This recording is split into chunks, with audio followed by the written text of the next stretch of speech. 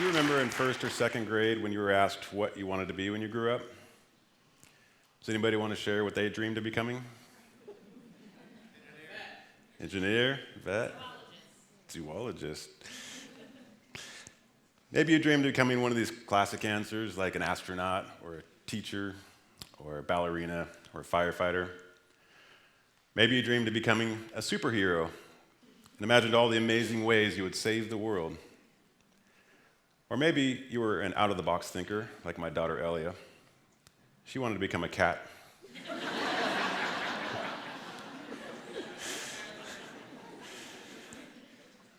For most of us, between this dreamy phase and our midlife crisis, we find that our career paths turn out different than expected. At some point, we realize we're probably not going to become a cat. That feeling we had as a young child of unlimited possibilities starts to disappear.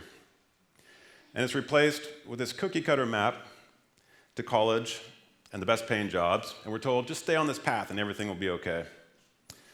But for most of us, that map doesn't work, and we struggle with college and careers.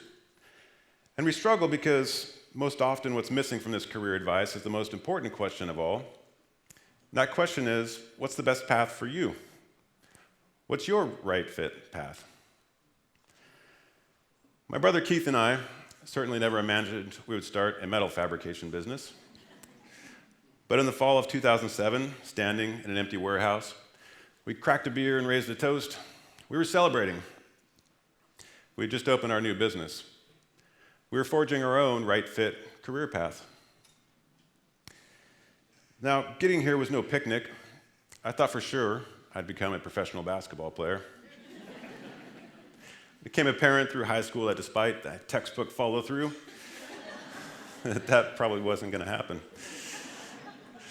So I launched my backup plan, and I asked for help with my plan from the best advisor I knew, myself. And because at age 18, I pretty much knew everything, most of my choices were brilliant.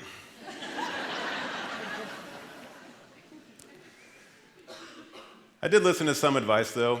I remember a high school teacher chiding a fellow classmate on a failed homework assignment, saying, "You better pay more attention, or you're never going to get into college." And his favorite line was, "You're going to end up digging ditches." Well, this made an impact on me, because I was going to be successful, work with my mind, not dig ditches. So I went off to college, and things were going pretty well in the beginning. I soon realized I didn't quite have enough money to make it through my first year. But I wasn't worried. I'd just get a job to help pay the bills. My first try was an office secretary position where my responsibilities included keeping my boss's fridge stocked with yogurt. Turned out not to be a great fit for me. Next, I found a job as a forklift and delivery truck driver. It seemed like a better fit. But within 3 months there, I'd managed to get a speeding ticket in the delivery van and tip over the company's forklift. Now, I still argue that speeding ticket wasn't my fault. It was the van's fault. Seriously. Tipping over the forklift, unfortunately, that one was all me. Finally, I found a job drafting for a company that makes vinyl pool liners. And honestly, I didn't even know what vinyl pool liners were at the time, but I learned to draft in my high school woodshop class, and I was pretty good at it. And it was a much better fit than shopping for yogurt. But I was still struggling to make ends meet and keep up in college, and things started to fall apart. By 21, I'd managed to switch majors a couple times, ran out of money, dropped out of college, and was falling behind on my student loan payments. Obviously, my brilliant backup plan was working out pretty well. It was also about this time the pool company was hiring for a production manager. I applied and somehow got the job. I had no clue what I was doing or how to lead 25 people. So it was quite a bumpy start. And frankly, this was a tough time for me.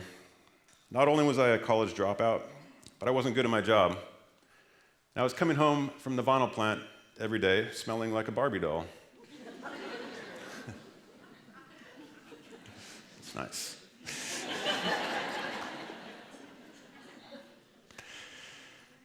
So where did I go wrong? I went to college like I was supposed to. I took the path advertised as the best path for career success, but it wasn't working. And what I've learned while building my business and 20 years of hiring and training employees is that I was actually part of the majority. That the majority of Americans are struggling with college and career paths. See, education has done a great job of getting kids through high school and signed up for college. But almost 50% of those who sign up for college drop out. About 1 in 3 adults do make it through and earn a 4-year degree, but 40% of them find that their degree doesn't translate into a career and end up underemployed. So what these numbers are telling us is that college is working well for only about 20% of the American population.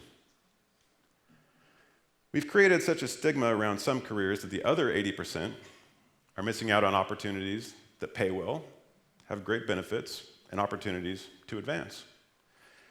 Remember that high school teacher's threat that nothing could be worse than digging ditches? The mindset has been to devalue skilled trades and shift resources away from vocational education.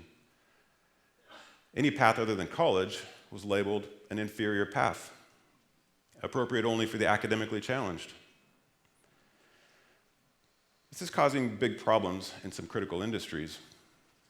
It's estimated that 1/3 of the skilled trades workforce will be retiring in the next 5 years, and nowhere near that many entering it. These are the people that build your homes and your roads and other critical infrastructure. If you think failing bridges and housing prices are a big problem now, what happens when we lose 1/3 of our workforce? And maybe the biggest problem with wrong fit career paths is a workforce that is unhappy and less than fully engaged. 70% of Americans say they're unsatisfied with their career choices. So think about that.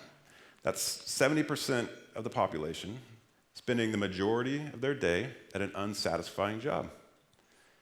How much creativity and ingenuity is our economy losing when 70% of the workforce is unhappy?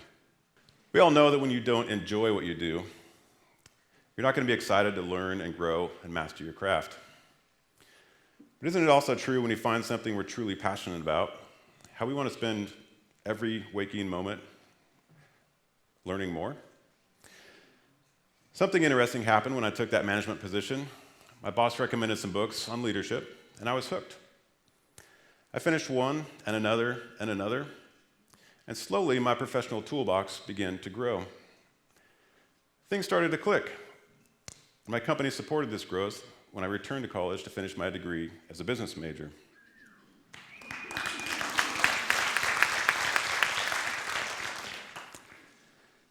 Finding right fit career paths isn't always easy, but it's the solution to these problems. It's important enough to our economy and our happiness that it's time to remap career pathways. It's time to expose a better network of paths that works for the majority and makes finding our way easier. That bridges the gap between right fit careers and critical industries, where you're excited to go to work for an employer who prioritizes your growth. Imagine what this could do not only to our collective professional psyche, but our economy and our shrinking middle class. These solutions take students, parents, educators, and industry leaders to all work together. It requires shifting our perspective on careers and removing the stigma from skilled trades. It's not an argument for or against college. It's an argument that finding our right fit path creates the environment for people to thrive. Stepping off the beaten path can be intimidating, but if it means helping more people rise to the top, shouldn't we consider a different approach? As a business owner, I feel it's my responsibility to take the lead.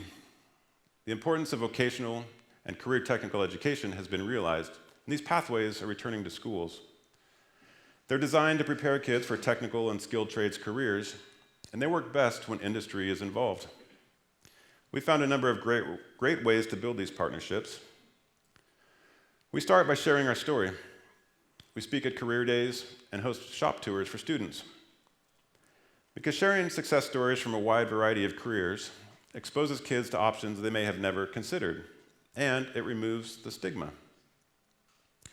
One of our industry partners was the VP of a large manufacturing operation. To help remove the stigma, he would always park his bright red sports car right in front of the high school shop to prove that a career in manufacturing can be cool and buy you fast cars. Just don't get a ticket. As vocational programs return to schools, we join with industry partners to help remodel shops and reshape curriculums to match 21st century manufacturing environments. We participate in classrooms and after-school clubs by donating materials and sharing manufacturing expertise. And right now, we're hosting our first 2 high school interns who are building a new sign for the front of their school. Finally, we launched a vocational endowment fund to support skilled trades.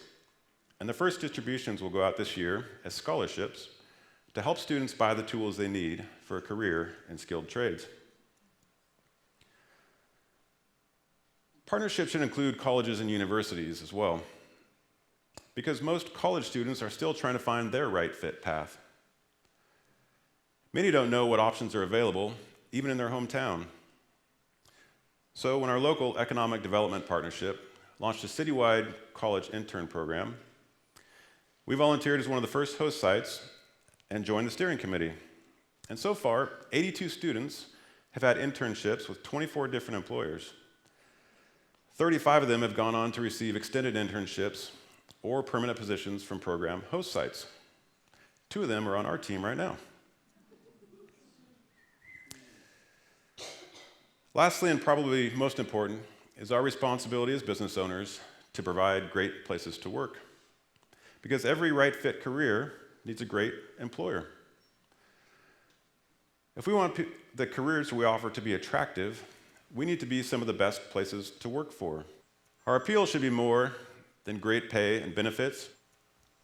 It should be our ability to help maximize your growth and rise throughout your career. And if we view leadership as helping those around us to be the best they can be, then business leadership starts by helping everyone find their right fit path. So it's time for a new map to career pathways, one that works for the 80% who struggle with college and the 70% who are unhappy with their jobs. It's time to lay out a better network of paths that makes finding our way easier, that strengthens the partnerships that bridge the gap between right fit careers and critical industries. And it's time to provide jobs that inspire people to learn and grow throughout their life, where individual success is measured by levels of happiness, creativity, ingenuity, and career satisfaction. Whereas you look ahead, what you can see is right fit opportunities multiply. And as one final thought, if you need proof this is possible, that kid in my high school did end up digging ditches. And then went on to become a superintendent of a large excavation company, making a 6-figure salary and loving his job. Thank you.